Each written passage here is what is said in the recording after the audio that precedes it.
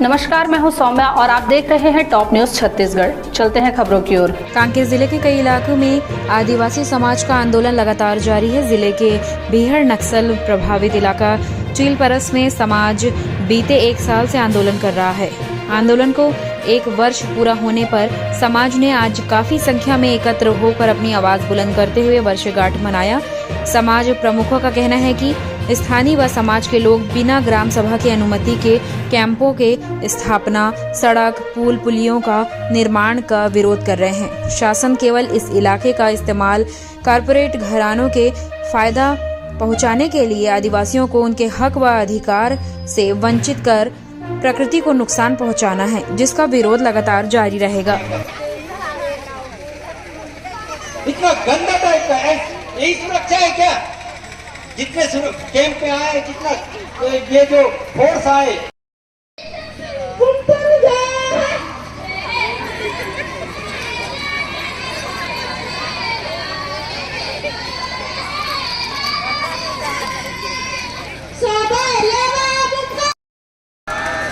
दंतेश्वरी राणा, वीर नारायण सिन्हा, वीर नारायण सिन्हा, गुंडादूर बाबाना, गुंडादूर बाबाना, अनिगा वालेर समानी मंचता सेवा सेवा माट नेंड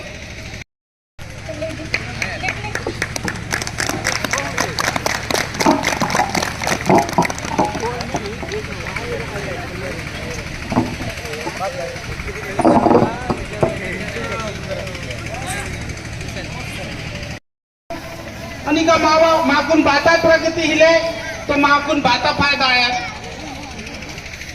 तो ना इंदा चाहे मानतो ना कि माकुन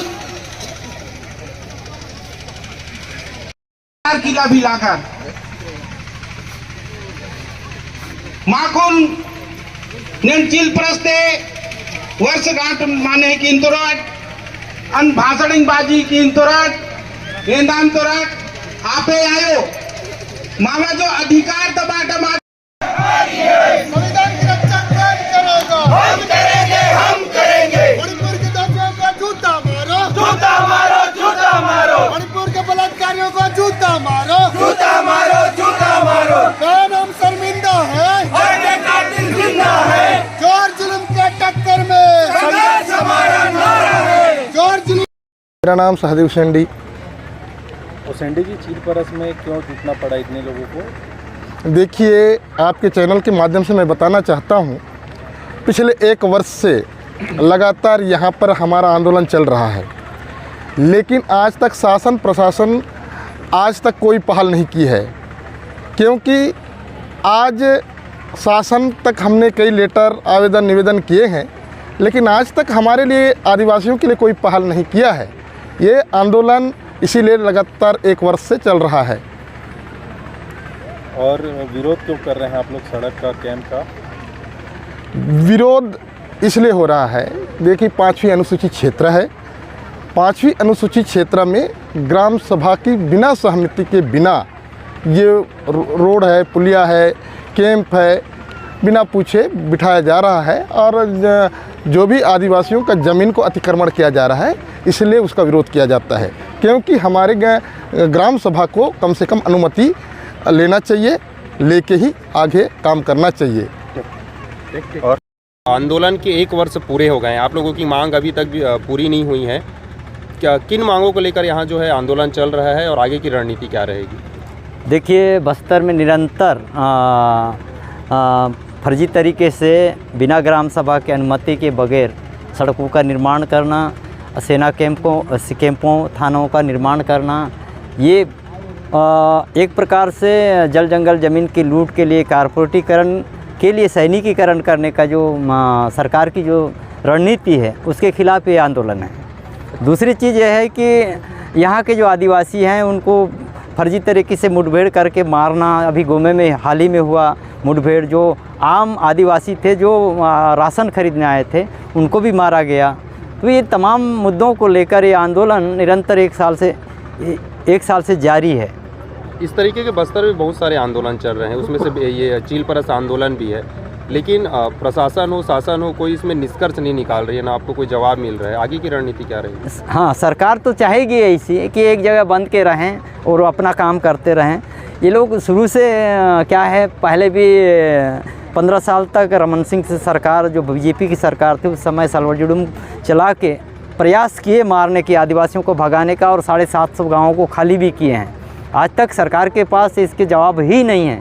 और जिन फर्जी मुठभेड़ हुए रमन सिंह सरकार के समय में, उनका भी जांच रिपोर्ट आने के बाद भी भूपेश सरकार ने भी उन पर कोई कार्रवाई नहीं की। अब दोबारा बीजेपी सरकार आके पुनः उस मुद्दे को एक प्रकार से, मैं तो कहना चाह रहा हूँ कि शायद दूसरा सलवाजुडुम का दूसरा पार्ट शुरू करने वाले हैं।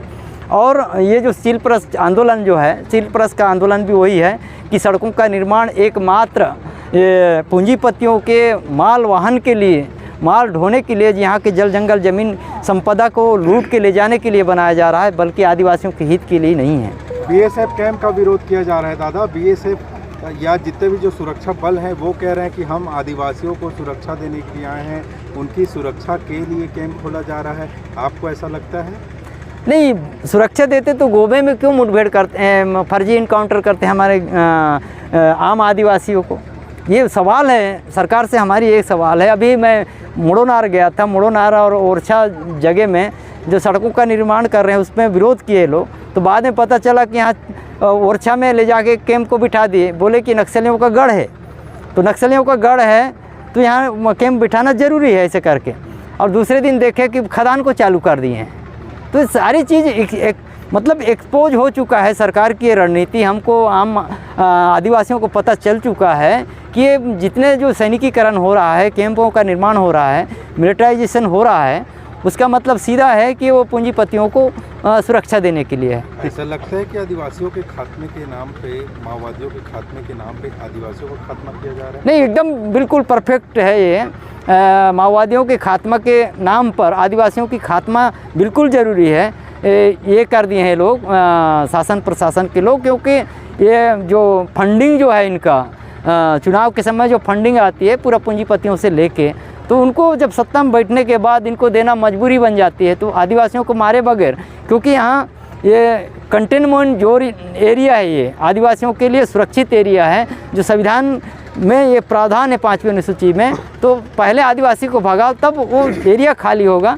रमन सिंह ने 750 गाँव पहले ही खाली कर चुके हैं। अभी पुनः बस्तर में ये खाली होने की कोई देरी नहीं है, क्योंकि दिन ब दिन कैंपों का निर्माण कर रहे हैं, बढ़ा रहे हैं, बोल रहे हैं कि हम माओवाद ख़त्म कर रहे हैं। तो इसका मतलब सीधी सी बात है कि सरकार अभी तक माओवाद से हार चुकी है और सेना कैंपों का निर्माण कर रहा है। मतलब साफ जाहिर है कि आज तक सुरक्षा के मामले में सरकार हार चुकी है। पैरामिलिट्री दुनियादारी लाने के बावजूद भी कैंपों का निर्माण कर रहा है। मतलब साफ जाहिर है कि सरकार आदिवासियों की रक्षा के लिए नहीं, बल्कि पूंजीपतियों को यहाँ के खदान और जल जंगल ज़मीन को सौंपने की साजिश कर रही है। आप लोगों को क्या कारण लगता है कि मांगे पूरी नहीं हो रही?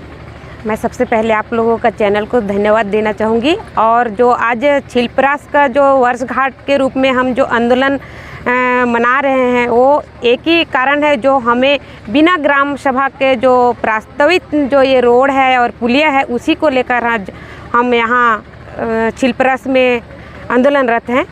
और शासन प्रशासन आज तक के हमारी जो मांग है पूरा नहीं किए हैं।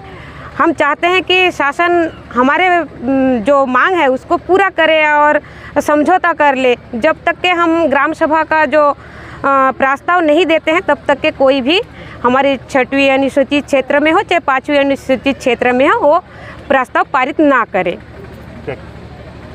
तो ये था अब तक का खबरों का सिलसिला। आप बने रहिए हमारे साथ टॉप न्यूज़ छत्तीसगढ़ पर।